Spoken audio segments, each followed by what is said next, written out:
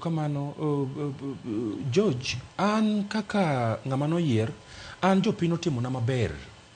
Jopiny nogo ombulu nowuok, nayudo ombulu ma iwuon en ombulu 10,000 gi wiye, nogo ombulu 10,000. Nayudo ombulu almost 8,000. Nyiso ni hera nikech nachung' gi speaker matiyo. Kinachung' gi speaker mayom speaker nyathi ma onge wuon to onge min.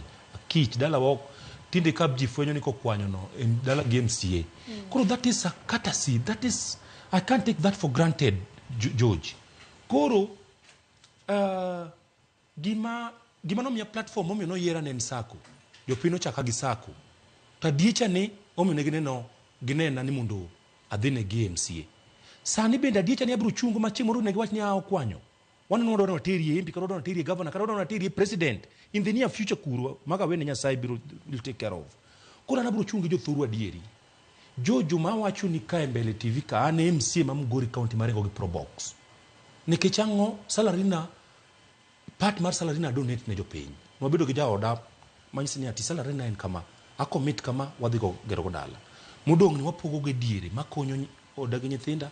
Mudong' atero ne jopiny. Itero ne jopiny timoga. Agedo ne mine modhier mok nyalo. Mano jatelo moro amora nyalo timo. Apuonjo nyithindo onge MCA. An gi nyathi Pangani High School kama puonjo. Pangani High School. Nyathino kana donjo nyathino mano yombo nyako mano yombe wodna. Msema no yombe nyatike constituency. Nyathino no biro dala wakayuak. Nakawe puonji. An gi nyathi apuonjo Sironga Girls. Those are national schools. Fee margi. Setima nyathino gura di schools oda chalo ga orphanage. Kagira di school to walemo ma Nyasaye paro. An gi nyathi ka nyithindo ariyo Kadika Girls. Gin gik ma wacho gi jothuru ng'eyo. Okariambi. Gin gik asa gedo ne onge MCA ma Mugori sani manyalo gedo ne koro wamna doge point. Okay, doge point nikech mano okanyal bedo gi kwano no kan onge kwano. Koro gimana timo wacho ni en ni trust man jothuru miya okaber moingo joma kalda Kanyaronda ward jalufu predeka. Okanyal betray gi because of money. Weche mag saga gi kamora mora ma pesa nitiere nyaka wach timre nade bedie. Wan gi bodies maluwo weche wa mag saga. Wan gi auditors maluwo weche wa mag saga. Itimo nwaga audit every financial year. Audit report wuoka walungo buche. Nyocha governor no ng'ata achiel e radio ng'ate nowacho ni MCA ichulo $4,000,000 kiaga beach. Gik mok make sense. Nan gima dwaro ni kelna evidence kama jo China chula $4,000,000.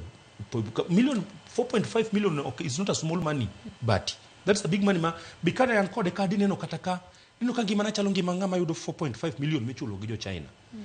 Koro kiko ket propaganda mang'eny nikech atamora ni korine na sani ni an abiev ka japiny ok abiev ka jatelo. All right, Okwanyo ini mikelo wachno. En adier dibed ni en adier ni nitiere kata kok en $4,000,000 go. Nitiere pesa moro matin miyudo kuwuok kuom jokuny mula kata yo mar kunyo mula ma kamichune. Jo China ok chulwa kata siling achiel. Wan pesa mwasolo mana members wa ema subscribe according to our constitution every month. Gibiro give the account mar society. Ma in return we give them loans. In return ngato nyalo kwayo pesa in terms of paying school fee. All those records are there in the office. All right. Erokamano ahinya. Mana pani duoko kendo yange maler kaka ining'e kaka wacho ni adieri mari. Wakaw yo mondo mawagama gama moye ng'eni kata mana kunyo mulo koyot. Kedhe piny nyaka iduogi